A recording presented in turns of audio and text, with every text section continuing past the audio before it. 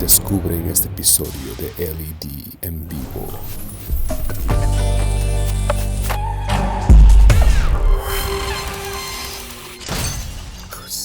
Exponiendo lo desconocido. Saludos, bienvenidos aquí en Little Latios en español. No vamos a exponer nada de videos de Hollywood, pero hoy vamos a hablar sobre un gran testimonio. Un testimonio que te va a ayudar en tu vida cristiana, que te va a ayudar en tu fe. Y a lo mejor lo conoces la persona. Es Yeti Tapias. Así es. Vamos a conocer más de él. Pero déjame decirte, por favor, diles a tus amistades. A lo mejor están en sus celulares en estos momentos. Comparte este enlace porque yo sé que va a ser de gran bendición en sus vidas. Vamos a invitarlo ahorita a Yeti Tapias. ¿Cómo estás? Espero que estés bien, Tapias. Bienvenido. Alex, mi hermano, muchísimas gracias por tenerme aquí en el show. Sí, claro que sí, ya tenía tiempo que nos conocemos y la verdad estaba yo con mucha ansiedad para invitarte, decir, ¿cuándo podemos hacer un programa juntos en español? Lo hicimos en inglés, compartir tus testimonios y diferentes tópicos que tú estás apoyando en esa área sobre salud, lo que es la mente, el cuerpo y lo espiritualidad. Sí, básicamente a eso me dedico.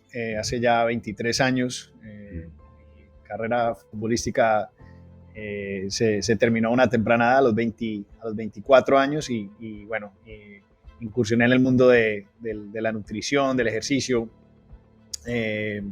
Tuve varios gimnasios en Tampa. Hicimos una franquicia de los gimnasios y bueno, hace un año y medio vendimos los gimnasios y ahora exclusivamente estamos en línea con programas de nutrición. Súper, no, es algo excelente. Pero vamos a conocer un poquito más de ti. Comentaste de que eras futbolista y profesional y la verdad, tú sabes, ¿no? En nuestra cultura es de que, fútbol es algo primordial, ¿no? Y es como la religión. Exactamente. Pero vamos a hablar un poquito más sobre ti. Creciste en una familia cristiana. ¿Cómo fue tu crecimiento en tu niñez, tus padres, tus hermanos? Platícanos. Sí, mi hermano, no, desafortunadamente no crecí en un hogar cristiano. Yo nací en Medellín, Colombia, okay, en 1978. En 1979, o sea, cuando tenía un año de vida, vinimos aquí a Estados Unidos, llegamos a Nueva York y bueno, la historia es un poco extensa, pero creo que la voy a tratar de hacer lo más cortica posible. Básicamente, yo me crié en una familia de tercera generación de la mafia de Colombia. Mi padre era una persona en los años 60, 70 que, digamos, en ese mundo era muy conocido y, bueno, como el estereotípico, digamos, esposo, papá mafioso, pues con eso venían muchas cosas difíciles. Mi madre sufrió, bueno, abuso verbal, físico y llegó a un punto donde dijo, bueno, ya no puedo más y por eso nos vinimos para acá, para Estados Unidos. Básicamente ella se vino corriéndole a él. Tengo una hermana que era 6 años mayor que yo. Entonces mi madre llega aquí más o menos a los 27 años sin hablar el idioma, con dos hijos pequeños. En ese tiempo yo tenía 1 año, mi hermana tenía 6 años. Y bueno, teníamos unos familiares en Colombia que se habían venido para acá, no con las mejores intenciones, también andaban en ese mundo en el bajo mundo, ¿no? Y bueno, nos ayudaron a que nos ubicáramos aquí y mi madre en Colombia, antes de conocer a mi padre, cantaba profesionalmente y básicamente ella se ganaba la vida así, ¿no? Entonces cuando ella llega aquí a Estados Unidos, ella empieza a buscar trabajo y a mirar cómo nos va a mantener y cómo vamos a salir adelante. Entonces, en Nueva York en ese tiempo, digamos que sobre el final de los años 70, inicios de los años 80, un tiempo bastante difícil de la historia de Estados Unidos. En ese tiempo, ese tiempo se llamó lo que conocidamente como la bonanza colombiana. Y es básicamente cuando los carteles colombianos habían incursionado aquí en el mundo, en Estados Unidos, y básicamente estaban propagando sus negocios aquí. Mi madre empezó a trabajar en una discoteca cantando, ella cantaba, y en esos lugares era donde se congregaban básicamente la gran mayoría de las personas que andaban en este negocio. Al ver una mujer joven, bonita, que era del lugar donde ellos eran, pues que era mucha gente, había mucha gente colombiana allí, y habían personas de otras nacionalidades de Latinoamérica, pero digamos que primordialmente eran colombianos. En esos años, en los años 80, principios de los años 80, Nueva York tenía un área que se llamaba Jackson Heights y la Roosevelt. La Roosevelt era un lugar donde, o sea, literalmente donde volteabas habían colombianos, habían restaurantes colombianos, negocios colombianos. Y bueno, mi madre empieza a cantar y en esos lugares se congregaban muchas de estas personas que andaban en este negocio, y una de las maneras como ellos pensaron ayudar a mi madre, ayudarla, era entrándola en el negocio. Entonces mi madre empezó en ese negocio cuando tenía 26, 27 años, y luego básicamente ella entra y la ponen en una responsabilidad básica que era lo que llamaban una caleta. Una caleta era un banco casa, banco casa. Wow. Entonces estas organizaciones no podían tener dineros en los bancos por razones obvias. Entonces tenían estas, entre comillas, caletas, que eran unos bancos de casa, en las casas. Y nosotros no levantábamos sospecha porque éramos una familia de clase media, o sea, 2 niños y una mujer. Y estas personas básicamente depositaban grandes cantidades de dinero en esta casa. Y digamos que los primeros 2-3 años así fue que incursionó mi madre en ese mundo. Luego, digamos que pasaron 12 años de ella estar en ese negocio, fue poco a poco escalando en ese mundo, y digamos que de los años 80 al final al principio de los años 90, mi madre básicamente tenía varias lo que llamaban oficinas dentro de Nueva York que manejaban todos los negocios ilícitos, etcétera, y bueno, así que eso fue un poquito de mi crianza. En el 92 las cosas se pusieron bien difíciles porque el Southern State of Manhattan básicamente puso un warrant, pusieron una recompensa, y bueno, querían meter a mi madre en la cárcel, y bueno, básicamente iba a ir a corte por 25 años, perdón, a la cárcel por 25 años, se tenía que presentar a la corte, y decidió no presentarse, simplemente decidió irse otra vez para Colombia. Llegamos a Colombia en un momento difícil de la historia de Colombia, 92-93. En ese tiempo habían 4 organizaciones judiciales que andaban buscando a Pablo Escobar, y bueno, la ciudad estaba completamente en un caos. O sea, habían toques de queda, habían bombas, tiroteos, había mucho desorden, especialmente en la ciudad de Medellín. O sea, de un problema y después te vas a otro problema. Y prácticamente, o sea, no naciste en una familia cristiana, o sea, no sé si fuiste a la iglesia cuando eras pequeño, o escuchabas de Jesús, de la Biblia. No, digamos que yo pienso que cualquier persona que se cría en Latinoamérica se crea en un contexto católico, pero digamos que para nosotros era algo más cultural que espiritual o por convicción. Entonces, no se enfatizó mucho en la parte de Dios. Digamos que literalmente esos años yo pasé completamente ausente de quién era Dios, y bueno, se mencionaba, pero era casi como algo algo ficticio, me parecía a mí, porque como un talismán, ¿no? Así como que Dios, sí. Jesús está contigo en la cruz, ¿no? Y ese es el que te va a ayudar. Exacto. No una relación íntima, ¿no? O conocer más de él. Sí, era interesante porque a mí nadie en mi casa me enseñó, o sea, ni a ir a la iglesia, ni a orar, ni a rezar, ni bueno, nada de esas cosas. Más sin embargo, en esos tiempos, eran tiempos muy turbulentos en nuestra familia, y mi madre siempre me miraba muy extrañada porque me veía sobre el borde de la cama siempre orando. Y siempre se reían y decían, en ese tiempo decían, este va a ser sacerdote, porque ¿quién le enseñó a rezar? ¿Y por qué? Y me preguntaban que por qué rezaba, que por qué oraba. Y yo decía, bueno, porque hay que pedirle a Dios, ¿no? Mira todos los problemas que hay. Y ellos se reían y hacían chistes.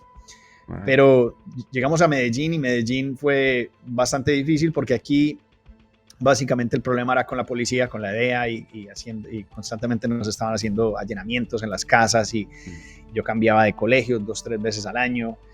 Una vida muy, muy, muy, muy turbulenta y llegando a Medellín se empeoró porque en Medellín no era solamente la policía, sino también, entre comillas, los bandidos que andaban buscando básicamente desmantelar al cartel de Medellín y lo iban a hacer a cualquier precio. Entonces había una organización específica allí en Medellín que andaba desmantelando al cartel de Medellín y bueno, llegaron a tocar un día a la puerta de mi casa, amenazar, a decir que básicamente nosotros o colaborábamos o nos iban a matar. Entonces, una reunión bastante estratégica en mi familia y se decidió de que los hombres se iban a quedar y que mi madre, mi hermana y yo nos íbamos a ir. Entonces nos fuimos a Europa, nos fuimos a Italia específicamente y bueno, pasaron los años, pasó todo lo que pasó en Medellín. Básicamente a todos los hombres en mi familia los mataron. Wow. Y bueno, mi hermano, así, esa fue una crianza bastante difícil. No, sí, o sea, solamente de pensar, o sea, cuando estabas en Colombia, o sea, tenías que como unos 14, 15 años, 92, 93, y después pasar por todo eso, ¿no? O sea, no es de que te lo están contando o es una película, o sea, no lo estás viviendo, ¿no? Y tienes que tomar decisiones de que, o sea, ¿te quedas o te vas? O sea, a otro país, ¿no? Y solamente de pensar de que, o sea, tus familiares, o sea, tuvieron esa mala situación, ¿no? O sea, que los mataron, ¿no? O sea, eso es algo fuerte, ¿no? Solamente de escuchar eso. Sí, digamos que en esos negocios raramente escuchas que alguien se retira, ¿no? Sí. O te retiran o bueno. O le sigues, terminas, ¿no? O sea, si sales, no sé, solamente es el poder de Dios, ¿no? De que, ¿sabes qué? O sea, Dios me va a ayudar y ya no sigo esas cosas, ya no voy a hacer esas cosas. Sí, he escuchado testimonios de gente que han estado también en ese negocio y que el Señor los ha salvado y bueno, y se han escapado. Pero digamos que los que no han llegado a las cosas del Señor tienen dos caminos, o la cárcel o la muerte. Sí. Y bueno, por la providencia de Dios, nos fuimos a Europa, nuestra vida cambió radicalmente, mi madre obviamente cambió su estilo de vida, pero seguíamos igual, sin ninguna clase de espiritualidad. De ahí, bueno, tuve la oportunidad de jugar fútbol competitivo, me fui a España, jugué en España, jugué en México, luego jugué aquí un tiempo. Mi carrera termina a los 24 años y yo regreso a Estados Unidos básicamente con los bolsillos vacíos porque no había planeado que mi carrera fuera a ser tan corta. Claro. Entonces a los 24 años básicamente yo me vuelvo a encontrar como con la idea de que, bueno, ¿qué voy a hacer? Que tengo que reinventar mi vida, ¿no? Oye, espérate. Fútbol, vamos a hablar un poquito de fútbol acá en tu testimonio. Entonces, ¿cómo tú elegiste, sabes que voy a jugar el fútbol? O sea, yo sé que en Italia, el fútbol en Europa también es súper como religión, ¿no? Donde quiera. Sí. Pero así como dijiste, ¿sabes qué? Te fuiste a España y después me voy a ir a México por 2 años y medio. No sé si quieras compartir un poquito de que, ¿por qué no le seguiste? ¿En qué grupo? No sé si quieres compartir, pero a ver. Sí, claro. Mira, cuando yo tenía 14 años y básicamente las cosas se pusieron, tenía 13, había acabado de cumplir los 14 años. Las cosas estaban bien complicadas en Medellín, mi madre me manda a Nueva York y yo me quedo en la casa de una tía. Mi tía vivía al frente de Flushing Meadows Park, ¿sí? Ahora, obviamente antes de eso, yo estaba jugando fútbol y jugué fútbol en Colombia en el tiempo que estuve ahí y jugaba bastante bien. Yo era zurdo, no sé si conoces algo del fútbol, pero casi todos dicen que todos los zurdos juegan bien, ¿no? Ujú. Entonces, Yo soy zurdo. jugabas, sí. ¿En serio? Bueno, del pie, ¿no? Para pelear o el zurdo del escribir. Igual. Dicen que el boxeador zurdo o el futbolista zurdo es Sí, el talentoso. futbolista zurdo, sí. Es más, 7 presidentes americanos han sido zurdos. O sea que hay algo ahí de talento con las personas zurdas, ¿no? Bueno, tenemos este programa, ¿no? O sea. Okay. Así es. Entonces, bueno, me iba bastante bien en las cuestiones del fútbol. Me mandan a Nueva York por cuestiones de familiares, todo lo que estábamos pasando, y me quedo con una tía. Mi tía vive al frente de Flushing Meadows Park en Nueva York. Flushing Meadows Park es donde juegan el US Open. Es un parque grandísimo, queda al lado de Shea Stadium, donde juegan los Mets. Y en ese parque hay canchas de béisbol, de tenis, muchas canchas de fútbol, y se juega el mejor fútbol amateur, pienso yo, del mundo. Porque allí llegan jugadores de Jamaica, de México, de Centroamérica, bueno, de todas partes, y a jugar un fútbol amateur, y hay ligas ahí. Entonces me conecté con una gente de Colombia que tenía un equipo que se llamaba Zafiro Communication, y Zafiro era un equipo que lo patrocinaba un señor de Colombia, y ahí llegaban todos los exjugadores colombianos que habían jugado profesional en Colombia.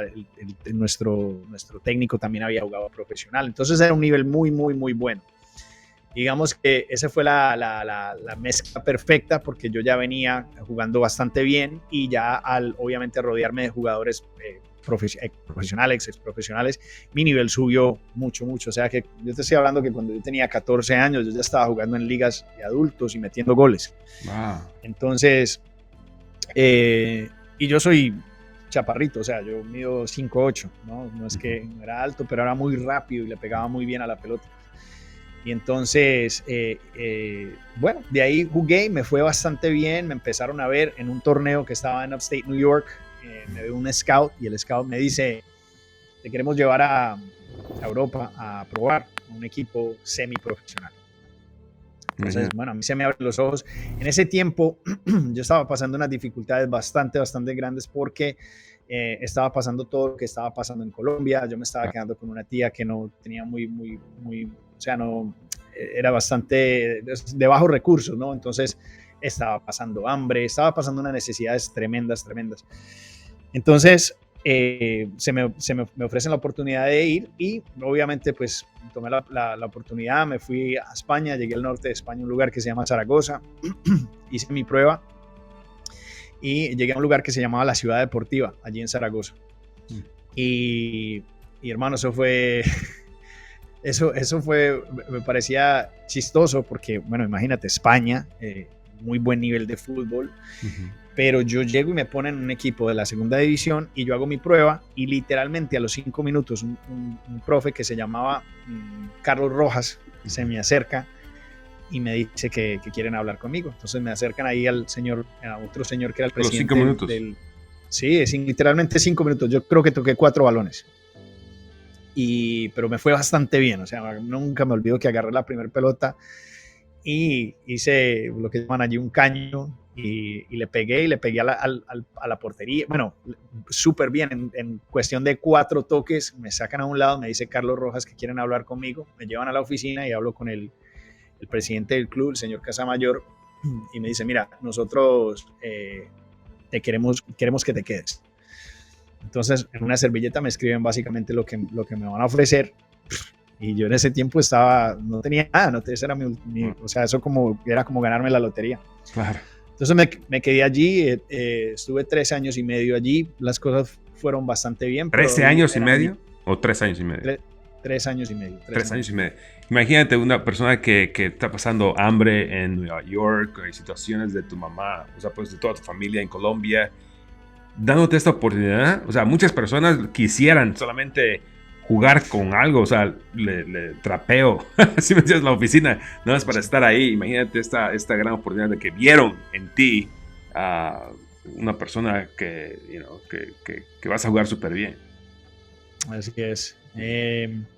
Y bueno, ahí estuve en ese tiempo. Afortunadamente ese equipo iba muy, muy bien. Ese equipo hoy en día ha descendido a la segunda división de la Liga Española, pero llegó a ganar la Champions League y ese fue el tiempo donde yo llegué. Entonces, en ese tiempo habían un montón de internacionales. Estaba Poyet, que llegó a ser el capitán de la selección de Uruguay. Estaba Snyder, que era un 9 que jugaba en la selección de Argentina. Atrás había un central, que en este momento no me acuerdo de su nombre, un 4 que jugaba muy bien, que también era de la selección de Argentina. O sea, todos los cupos extranjeros estaban ocupados. Eso es que en el extranjero, o sea, cuando estás en Europa, solamente permiten 4 extranjeros por equipo. Y entonces llegué y bueno, me dieron el potencial, me pusieron a jugar, entrenaba con el equipo de primera, me llevaban casi siempre a jugar con el equipo de segunda, con la idea de que me iban a subir eventualmente a la primera división. Todo el tiempo que yo estuve ahí siempre habían internacionales grandes, o sea, los extranjeros que estaban ahí todos estaban jugando internacionalmente, entonces no se me dio la oportunidad de ir a jugar a Texas, un equipo de Texas en San Antonio. Un representante, Hugo Arce, me lleva a Texas a jugar un equipo que estaba buscando ascender a la MLS. Entonces en ese equipo habían un montón de jugadores profesionales de Colombia. Me tocó jugar con el Abuelo Cruz, que fue compañero de Hugo Sánchez en el Mundial del 86. Wow. Por ahí anda, creo que en México de entrenador o algo así, el Abuelo Cruz. Y jugué con Sape, que era un portero en Colombia, bueno, con una cantidad de jugadores, habían varios jugadores de Argentina, bueno, tremendo equipazo.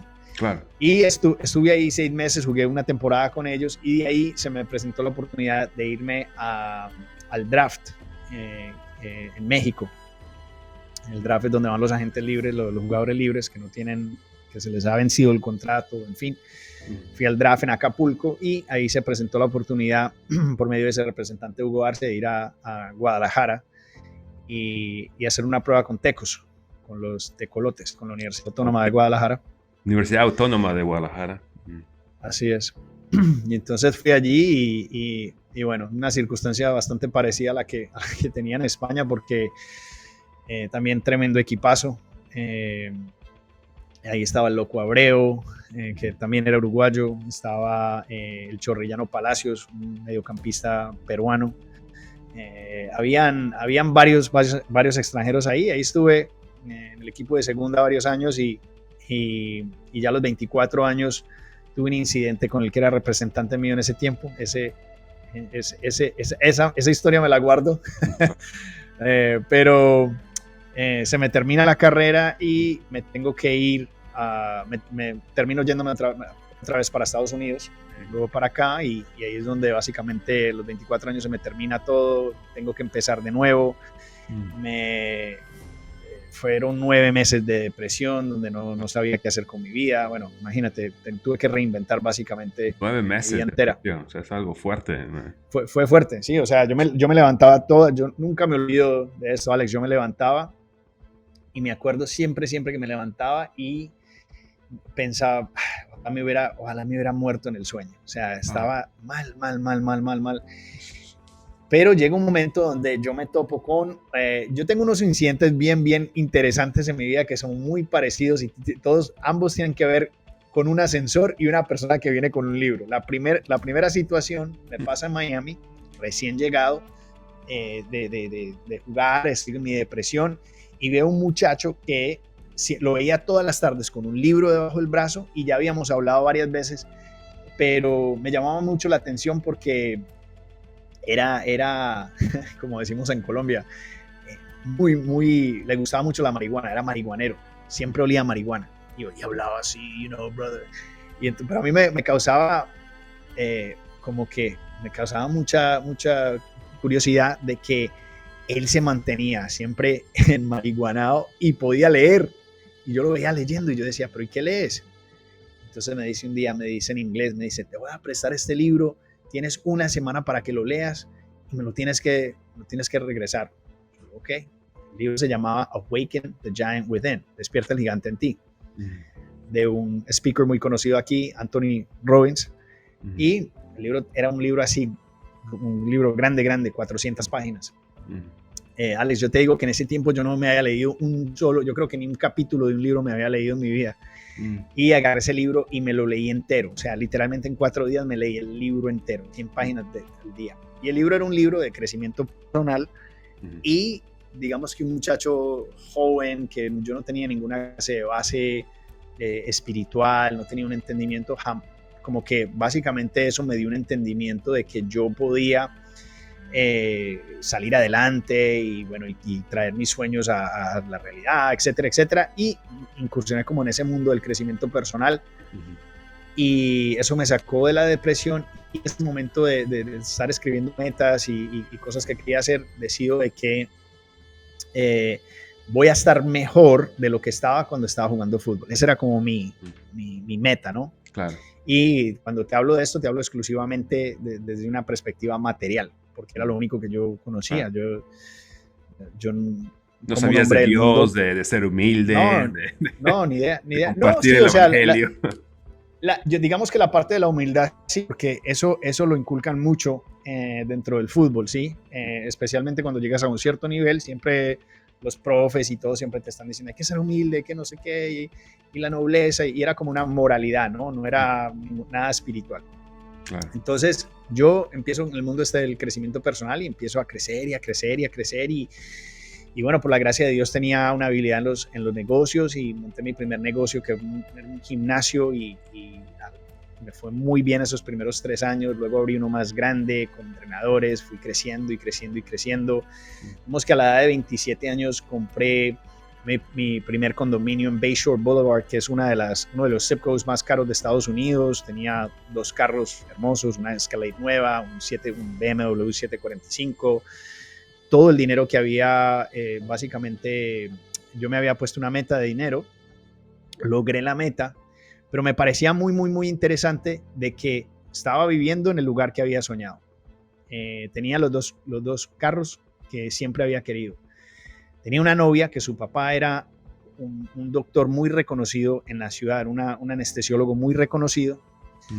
Y entonces yo me movía como digamos que en la élite de esa ciudad, tenía dinero, tenía mi negocio, tenía influencia, tenía todo lo que a mí me habían dicho que si lo lograba iba a ser feliz. Como así como el libro. Sí, me pasaba algo muy curioso. Y es que los domingos me daban mucha tristeza y empezaba a llorar y no entendía por qué, porque a mí me habían dicho que si yo lograba estas cosas que yo iba a ser feliz. Pero yo sentí un vacío muy grande y no entendía por qué la tristeza que yo tenía. Era una desilusión muy grande porque yo pensé que cuando yo llegara a esa meta yo iba a ser feliz y no era feliz, tenía un vacío muy grande en mi corazón.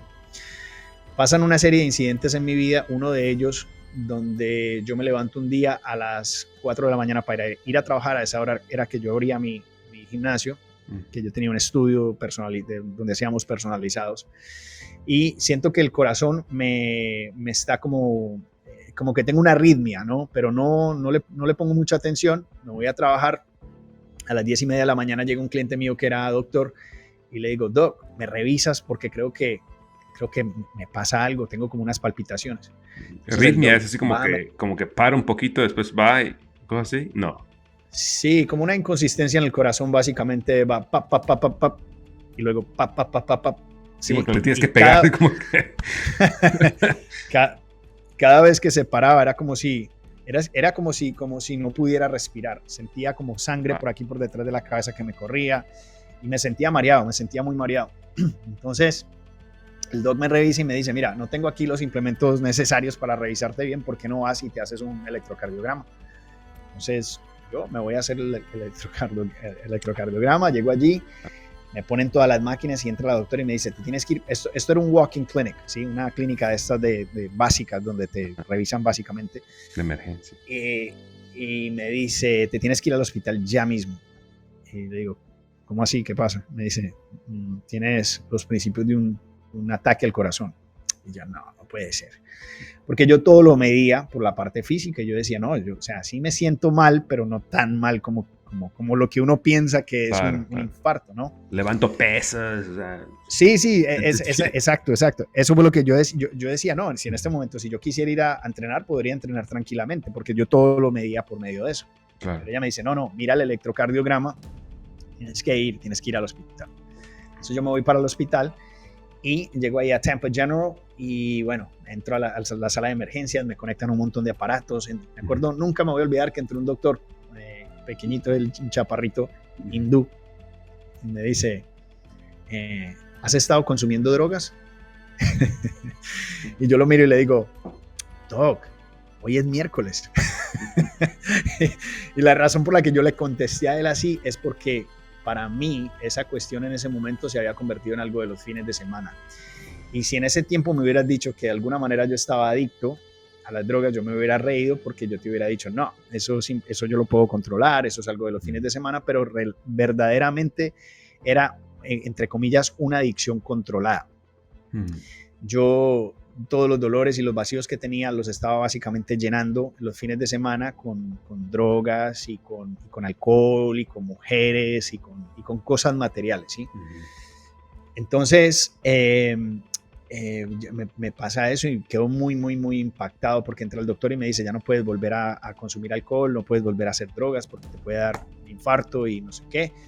Y digamos que en ese tiempo, como yo, esos 10 años, Alex, yo había incursionado como en esa religión falsa del crecimiento personal, donde básicamente el ethos, digamos que el credo de ellos es que si me das suficiente dinero y me das suficiente tiempo, yo puedo hacer cualquier cosa pasar, ¿sí? O sea, ellos son como sus propios dioses.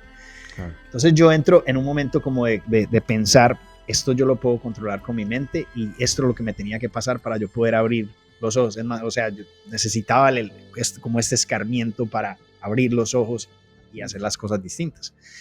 Entonces yo salgo de ahí y las primeras 2 semanas me porté muy bien. Me discipliné porque yo soy un tipo disciplinado, ¿sí? Claro. Pero el pecado no lo disciplina a nadie, hermano.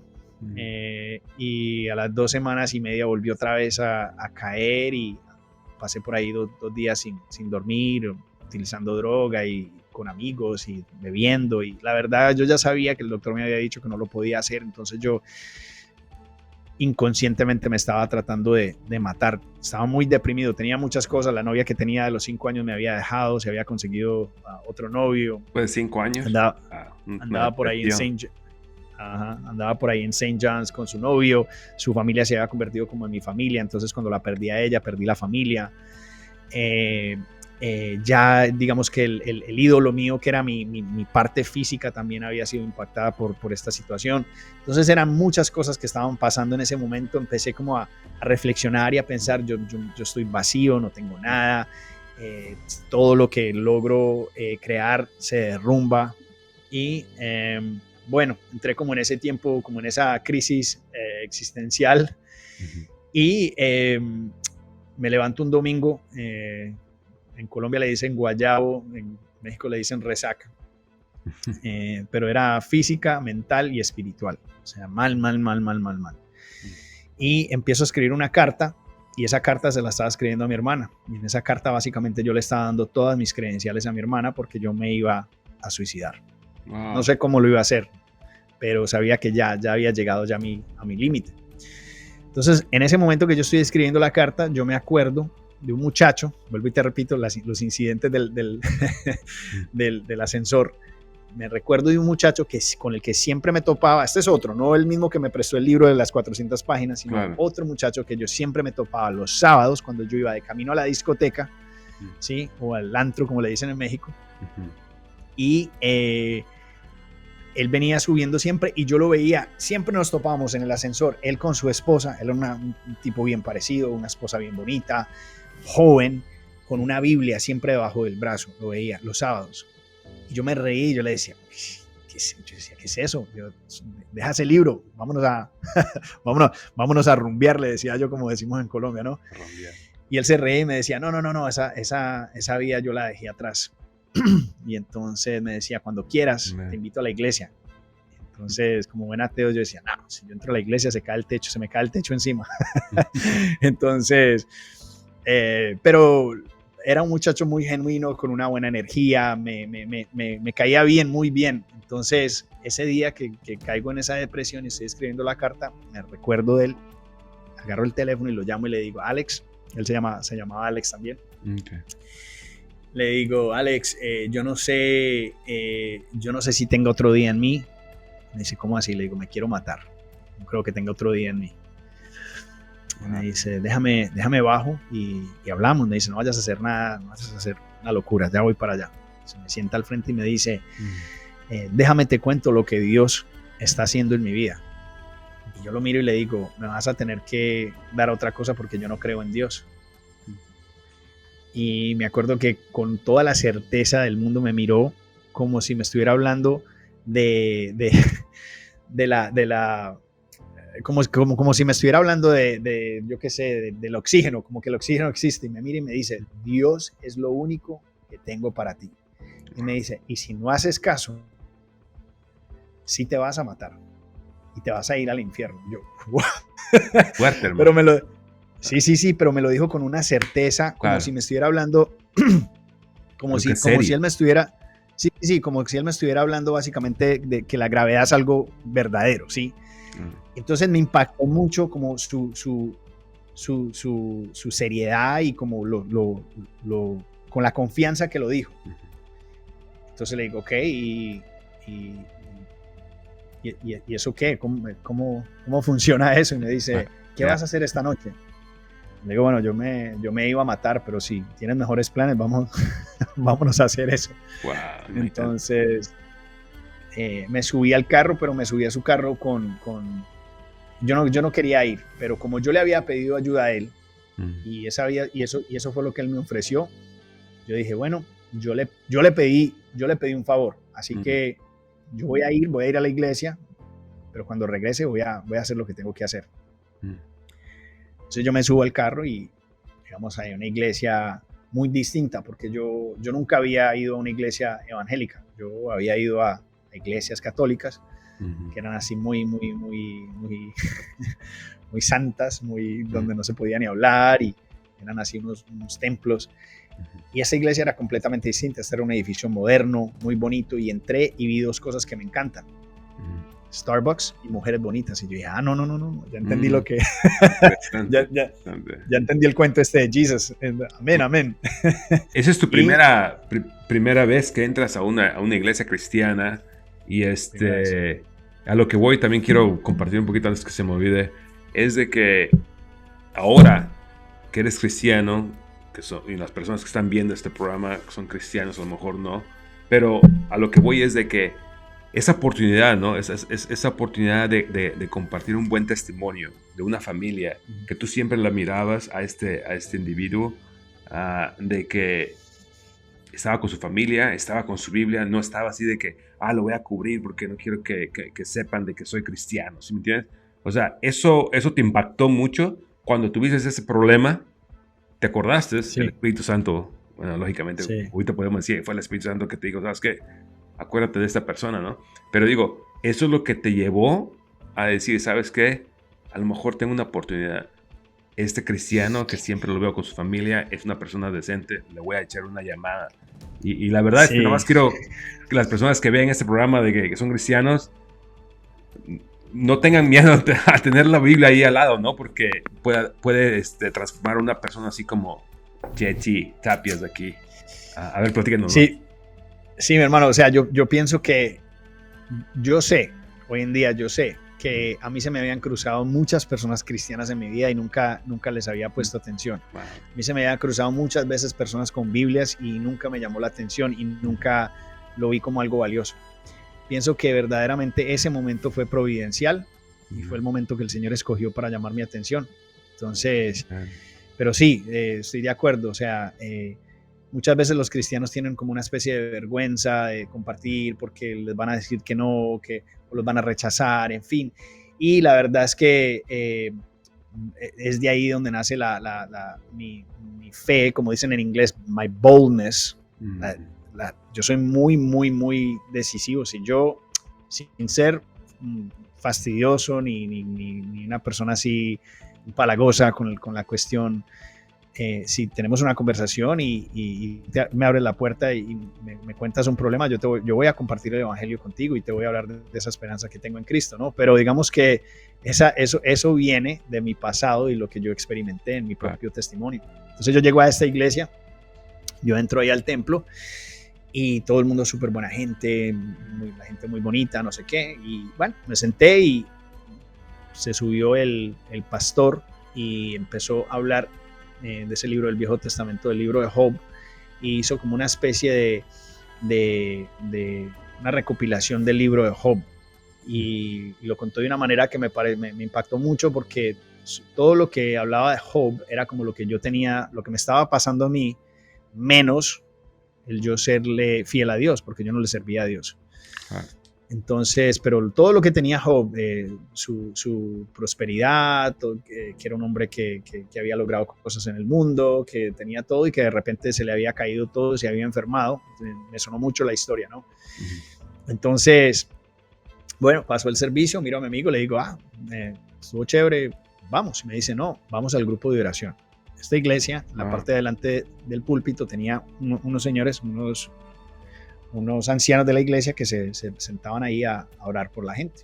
Entonces yo me acerco y llega un muchacho jovencito, una cara de inocente, impresionante, o sea, parecía que se había creado en la iglesia toda la vida, y nos acercamos a él y me dice, ¿por qué oramos? Y me acuerdo que le conté todo, le dije, bueno, mira, llevo días sin dormir, tomando, estoy adicto a esto, me pasó esto en el corazón, no creo en Dios y no tengo ni idea por qué estoy aquí. Y me acuerdo que el tipo me miró así como que, wow, conocí al diablo en persona. Y me dice, cierra los ojos y vamos a orar. Entonces él empieza a orar y empezó a orar, y te digo la verdad, Alex, yo no me acuerdo absolutamente ni una palabra que él dijo, ni escuché nada de lo que él dijo, no porque no me interesara, sino que tenía una vergüenza, no quería que la gente me viera. Y yo lo único que estaba pensando era que termine rápido, que no me vayan a ver. Pero hay un momento que sé que no fue una respuesta emocional, porque yo no escuché nada de lo que él estaba diciendo, donde yo sentí como si yo le hubiera metido el dedo hacia la electricidad, y de repente empecé a llorar, o sea, muy afligido y llorando, pero con un sentimiento impresionante. Ahora, yo me crié con un trasfondo donde se dice que los hombres no lloran, y ese trasfondo, digamos, mafioso es duro, los hombres no lloran, y bueno, rígido. En fin, entonces, sí, muy rígido. Entonces, digamos que cuando yo empiezo a llorar así, yo mismo me impresiono, porque yo no lloraba delante de extraños, ¿no? Claro. Mucho menos delante de un hombre. Entonces, bueno, yo salí de ahí y me recuerdo que saliendo por las puertas me topo con uno de los pastores de esa iglesia y me dice, me ve afligido, me ve llorando y me dice, ¿cómo estuvo el servicio? Le dije, no, estuvo muy bien, no sé qué. Me dice, mira, te regalo esta Biblia. Me regaló una Biblia que solamente tenía el Nuevo Testamento, o sea, era un volumen pequeño del Nuevo Testamento. Y me dice, le digo, ¿y dónde empiezo? Y me dice, en el Evangelio de Juan. ¿Y dónde queda eso? Y él abre la Biblia y me abre el Evangelio de Juan y me dice, comienza aquí. Entonces yo llegué y le puse un papelito y me fui. Mi amigo se quedó atrás hablando con él y me cuenta años después que mi amigo, que ese pastor dijo, a ese muchacho lo va a agarrar Dios. Wow. Voy a comentar algo antes que, disculpa que te interrumpa. La verdad, comentaste varias cosas que la verdad me gustaría compartir algo. Es de que iglesias, estoy hablando ahora con los cristianos que están viendo, Si tu iglesia no tiene un servicio de oración cuando termina un servicio, imagínate ese impacto en la vida de JT. Hablo en serio. Si no tiene, habla de tus pastores, hablo en serio. Debe de haber, porque después de las personas que vienen a visitar a la iglesia, no sabes lo que está pasando en sus vidas, imagínate. Pero si tenemos esos 10, 15 minutos después del sermón, tenemos esa oportunidad de orar, un grupo de oración, yo creo que va a ser, imagínate, de gran bendición. Hablando en serio, nada más quiero compartir eso y wow. Nada más quiero compartir eso. Sí, sí, no, fue poderoso y bueno, entonces yo salgo de ahí con mi Biblia y me pasó algo muy interesante, Alex. Al otro día yo me levanté y me miré en el espejo. Y yo me miraba en el espejo y siempre que yo me veía en el espejo me veía como con una especie de vergüenza.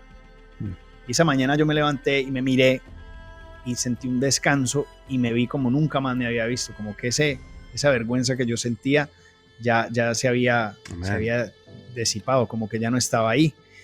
Y yo empecé a leer la Biblia. Entonces yo empiezo a leer la Biblia por primera vez, porque yo ya lo había intentado. Yo había intentado leer la Biblia muchas veces y nunca la había entendido, pero ahora yo empiezo a leer la Biblia y yo empiezo a entender. No solamente a entender, sino que eso empieza como si fuera un vaso vacío de agua y se empieza a llenar. Y mi fe empieza a crecer y mi vida empieza a cambiar radicalmente. O sea, todos los vicios, todas las cosas que yo tenía, los ídolos que yo tenía en mi vida en ese momento empiezan a desaparecer. Y yo empiezo a crecer de una manera impresionante en la fe. Llegó un punto donde mi negocio en ese tiempo era un gimnasio y nos estaba yendo bastante bien desde la parte económica, pero fue tan impactante lo que yo sentí esa noche y el cambio que yo vi en mi vida, que yo sentía, al ser un cristiano inmaduro, no tenía verdaderamente nadie que me estuviera discipulando, yo pensaba que el ejercicio era algo muy, muy vano, algo muy superficial. Y que la gente iba al gimnasio a conseguir abdominales, pero no a Jesus. y yo lo que quería era compartir a Jesus. Entonces yo entro un día al negocio, unas semanas después de que hubiera pasado eso, y le digo a mi socio, I'm done, ya, voy a vender mi parte. Y me dice, ¿qué? ¿Y por qué? Y le digo, mira, yo no sé qué me pasó la otra noche, pero yo necesito ir a enterarme de qué se trata esto y necesito tiempo. Entonces yo me voy a vender mi parte. Wow. Para hacerte una idea, ese negocio en ese tiempo era de 6 cifras anuales, tenía un libro de clientes grandísimo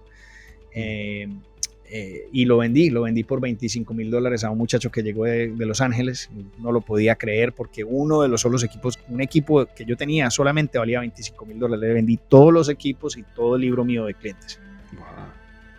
Y me fui y me encerré en mi apartamento a orar, a ayunar, a leer la Biblia. Y todo el mundo me decía de que para poder satisfacer a Dios necesitaba fe, pero encima de esa fe yo también necesitaba unas respuestas racionales. Entonces empecé a leer a Historical Jesus, a Jesús histórico. Yo quería saber de que Jesús era un hombre que verdaderamente había caminado la tierra. Quería saber de que verdaderamente había sido una figura, una persona que había caminado la tierra, y empecé a buscar en los registros de Josephus, que era un historiador judío del tiempo de Jesús, y empiezo a leer desde la parte histórica. Luego me meto a la parte cultural judía, las prácticas de los hebreos, ese tiempo. Empiezo a leer básicamente de la parte de quién eran los reyes y las personas que estaban básicamente en posiciones de poder. Entonces yo básicamente como que formo una teología que está muy basada en la fe, pero entonces también tiene una respuesta racional. Y en eso, y fueron 2 años que tomé sabáticos donde no trabajé y solamente metí en la palabra por la gracia de Dios. Dios lo quiso de esa manera. Yo tenía unos ahorros que me permitieron hacer eso y empecé a orar y a pedir al Señor que yo me quería casar, que lo quería honrar a Él por medio del matrimonio y tener hijos y tener una familia que lo honrara a Él. Y bueno, en ese tiempo, en esos 2 años, conocí a mi esposa, conocí a mi esposa, fuimos novios 3 meses, el cuarto mes nos casamos. En la segunda cita le dije que nos íbamos a casar. Ella en ese tiempo no era cristiana, pero era muy receptiva a todo lo que yo le estaba diciendo. Y yo fui muy claro con ella. Le dije, mira, yo no, o sea, esto del noviazgo así porque sí, por pasar el tiempo, yo ya no hago eso. Estoy leyendo este libro y aquí dice que el noviazgo y la intimidad son para el matrimonio. Entonces, si te parece, vamos a salir, vamos a conocernos, pero todas estas cosas a las que el mundo está acostumbrado, cuestiones de intimidad y eso, yo no voy a hacer eso. Me acuerdo que ella me miró así y me dice, ¿te gustan las mujeres?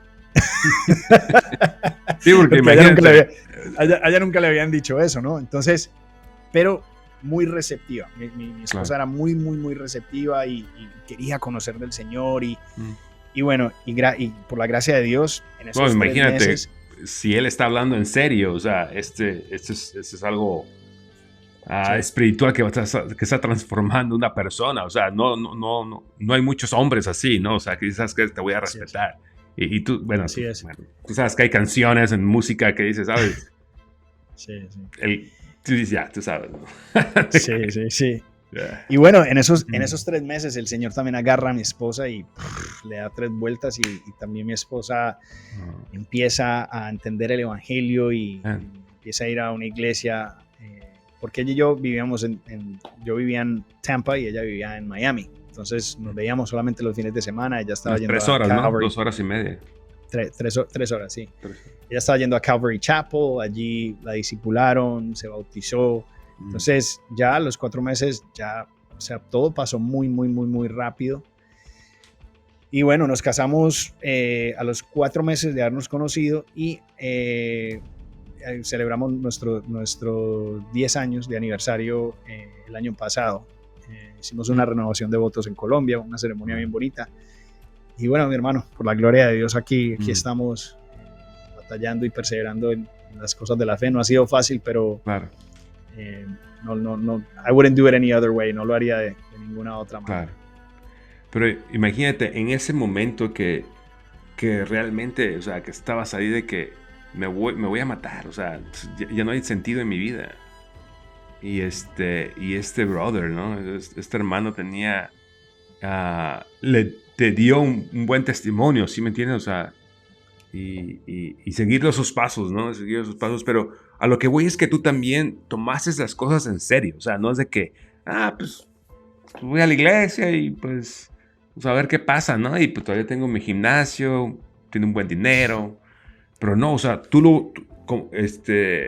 yo lo veo así como que tú tuviste así como que eso es cierto, o sea, no tuviste la oportunidad de leer la Biblia desde que estabas chiquito, o sea, esa es tu primera vez que estás leyendo la Biblia, tú lo crees, hiciste una investigación y tú tomaste una decisión, ¿sabes qué? 2 años lo voy a tomar de que no voy a, o sea, pues me voy a enfocar en esto, o sea, esa es una determinación tremendo, o sea, no muchas personas lo hacen, no, en serio. Mira, la palabra dice que Dios pone el hacer como el querer en el corazón. Y eso no fui yo. Eso no fui yo porque yo no andaba persiguiendo a Dios. La palabra dice que Él pone su palabra en tu corazón y te hace obedecerla. Entonces no hay opción. A ver, yo soy muy radical desde esa parte de mi teología donde yo soy de los que creo de que el Señor cuando te agarra, la palabra misma lo dice, que el que Él tiene en la palma de su mano nadie se lo arrebatará. Y creo que no fue mi disciplina, ni mi disposición, ni nada, porque yo no andaba buscando a Dios. Dios me encontró a mí y acaparó mi corazón y bueno, y ya el resto es historia. Y si te pones a ver el libro de los Hechos, cuando Pablo va camino a Damasco, él iba con órdenes de matar cristianos. Imagínate. Entonces si puedes visualizar a Pablo con su ímpetu, porque era una persona que era de un temperamento fuerte, una persona disciplinada, una persona que se aplicaba, y él pensaba que estaba sirviendo a Dios cuando andaba en esa secta de los fariseos, ¿no? Y dice que andaba en ese caballo y Dios lo tumba de ese caballo. Me gusta mucho esa ilustración porque es una ilustración de algo que va en una trayectoria opuesta a Dios. Y Dios lo tumba, lo tira al piso y le dice, Saulo, ¿por qué me persigues? Y dices, ¿quién eres, Señor? Dice, soy Jesús. ¿Sí? O sea que él no lo andaba buscando, él andaba en esa trayectoria en contra de Dios. Dios lo tumba, lo encuentra en su camino y ahí es donde decide el Señor acaparar su corazón.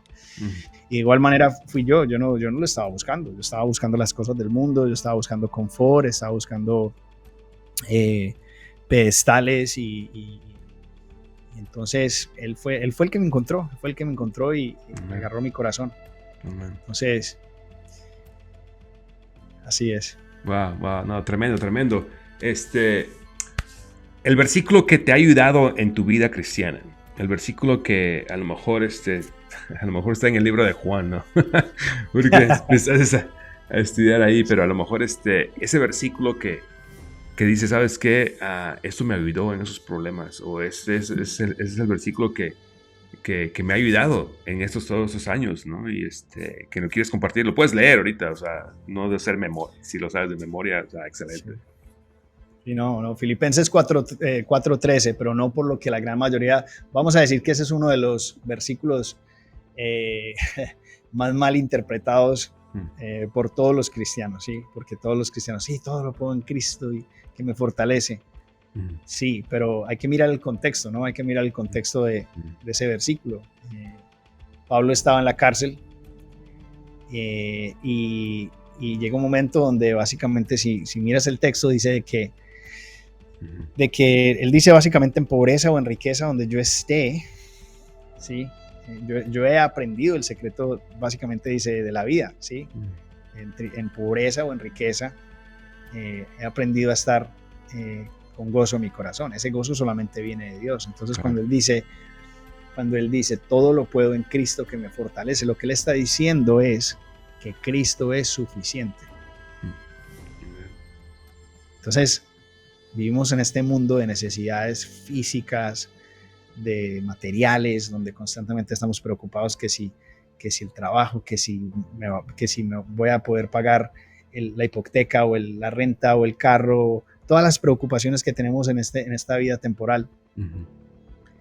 Y cuando verdaderamente Dios ha entrado en tu corazón y entiendes verdaderamente a profundidad lo que ese versículo dice que no te pueden hacer nada, este mundo no te puede hacer absolutamente nada. Claro. Y lo bonito de eso es que cuando han llegado el estrés y la adversidad y las situaciones difíciles, siempre me puedo refugiar en eso, de que todo lo puedo en Cristo que me fortalece. No hay nada que me pueda a mí, no hay nada que yo no pueda superar en Cristo, que yo no tenga mi plenitud y que esté lleno en Cristo. O sea que me conforta demasiado, especialmente entender bien el contexto de ese versículo. Para mí ha sido radicalmente transformador. Wow. No, es algo, como tú dices, ¿no? De que a lo mejor eso es simple versículo, pero si lo leemos en contexto, realmente podemos hacer todo lo que podemos hacer en Cristo Jesús, pero en esos momentos tan difíciles, ¿no? Gracias por compartir. Claro. La última pregunta, nada más te quiero pedir un favorcito de que si mires a la cámara y a lo mejor una persona ahorita está viendo tu testimonio y la verdad está pasando a lo mejor lo mismo que tú pasaste, de que realmente dices, ¿sabes qué? Ya no tengo sentido en mi vida, de que a lo mejor es la muerte, o sea, voy a morir. Más de que en este tiempo de que estamos de Halloween y Thanksgiving o el Día de la Acción de Gracias o Navidad y que a lo mejor su novia la dejó o el novio o uno de sus papá o mamá murió. Tú sabes, ¿no? Es algo depresivo, ¿no? Depresivo. Si quieres, ve a la cámara y terminas con unas palabras finales, ¿no? De tu testimonio. para que eso le ayude a una persona que está viendo tu testimonio ahora? Creo que hay dos grupos a los que se les puede hablar. Primero le hablo al creyente. ¿Sí? El creyente, si está pasando por una dificultad, es importante entender que en esta vida va a haber adversidad y que van a haber situaciones difíciles, y que verdaderamente si has abrazado el evangelio de Jesucristo, si genuinamente el espíritu que levantó a Cristo entre los muertos vive en ti, entonces aférrate a eso. Si estás consumido en tu parte emocional, es simplemente porque no estás orando en el espíritu, no estás metido verdaderamente con Dios. Entonces mi motivación es que regreses a la verdad, de que regreses a la palabra de Dios, que es donde se entiende el carácter de Dios. Pide al Señor que te ilumine, que te dé fuerzas, que te edifique, y busca fuerzas desde ahí. Si no eres creyente y tienes dudas en tu corazón, estoy aquí para decirte que yo también las tenía, y bastante que refuté a los cristianos, bastante que me reí de los cristianos. Y hay una cosa que no se puede negar, y es la experiencia propia. Las personas te pueden decir, Dios existe, lee la Biblia, pero si eso verdaderamente para ti no tiene relevancia, porque estás consumido en tu racionalidad, estoy aquí para decirte que si genuinamente en tu corazón, en tus momentos de agobio, en tus momentos de dolor en tu corazón, vas genuinamente donde ese Dios que dices no creer, y le pides en tu corazón genuinamente que si lo que el extraño que te está hablando aquí es verdad, que te lo revele, no porque te lo diga un hombre, sino que verdaderamente lo revele en tu corazón, que te lo muestre. Si eso lo dices genuinamente, el Señor te lo va a mostrar muy claramente, y toda tu falta de fe se va a derrumbar rápidamente, porque cuando tu experiencia confronta tu teología, llámese ateísmo o de pronto eres agnóstico, tu experiencia te va a refutar cualquier falta de fe que tengas. Así que si hay dolor en tu corazón, si hay tristeza en tu corazón, ve en tu tiempo donde estés solo, pídele al Señor y dile, si verdaderamente existes, entra en mi corazón, muéstrame que eres verdadero. Si eso lo haces genuinamente, yo sé que el Señor te lo va a mostrar y tu vida va a cambiar radicalmente. Amén, amén. La verdad te agradezco muchísimo por estar aquí en Little Latios en español, compartiendo tu testimonio, y la verdad no sabía muchas cosas, detalles sobre tu historia, pero eso también nos va a ayudar como cristianos, ¿no? de tener ese grupo de oración, ¿no? De oración y como tú dices, ¿no? De tener ese espíritu también de compartir, ¿no? De compartir, de estar allá en ese momento, y también de tomar una decisión. Cuando tú lees la palabra de Dios, es de que te está hablando y por la fe creces, pero también tienes que tener una determinación. Dices, ok, ya creí, o sea, tengo que ponerlo en acción, ¿sí me entiendes? Y eso es lo que tú lo hiciste, y la verdad, gracias, porque eso también me va a ayudar en mi vida cristiana, ¿no? Claro. Uh-huh. Hay una responsabilidad de parte del creyente, que es obviamente el no quedarse callado. Ahora, yo estoy seguro de una cosa: cuando tú vas al cine y ves una película buena, los próximos 3 días eres el representante principal de esa película, porque todo el mundo le cuentas, estás súper emocionado. No, me vi una película, la tienes que ir a ver, pero fue basado en tu experiencia. Entonces, ¿qué pasa? Que muchas veces el cristiano tiene una experiencia, un avivamiento con Dios, un encuentro con Dios, y los primeros 6 meses, año, está feliz y va y lee y absorbe y crece y comparte el evangelio, y de repente se enfría porque deja de compartir. ¿Sí? Una de las cosas que está muy claras para mí es que si verdaderamente quieres que el Espíritu Santo se manifieste más en ti, principalmente es por medio de la lectura y al aprender verdaderamente el carácter de Dios por medio de sus santas escrituras. Y segundo es compartir el evangelio, porque el Espíritu Santo fue dado al creyente para compartir, no para que se sentara en la iglesia que le diera escalofrío cuando escuchara su canción preferida de alabanza. Entonces, la fe crece por medio de compartir. Si estás frío en este momento porque no has tenido una experiencia con Dios, o te estás quejando y diciendo, no, pero es que Dios no me habla y Dios no me muestra, sal tú en fe y comparte el evangelio para que tú veas el Espíritu de Dios moverse, y por medio de ese movimiento del Espíritu Santo, cuando tú compartes el evangelio con el miedo, con la vergüenza que puedes tener, ves al Espíritu Santo moverse, y eso te fortalece en tu fe de una manera increíble. Los cristianos que están fríos en su fe es porque no están compartiendo su fe. Muy interesante. Predica, hermano, predica. Claro que sí. Wow. Amén, amén, amén.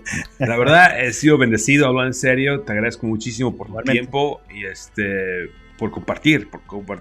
Pero déjame decirles, te voy a invitar otra vez aquí, porque tú tienes un negocio, pero también es parte del ministerio, ¿verdad?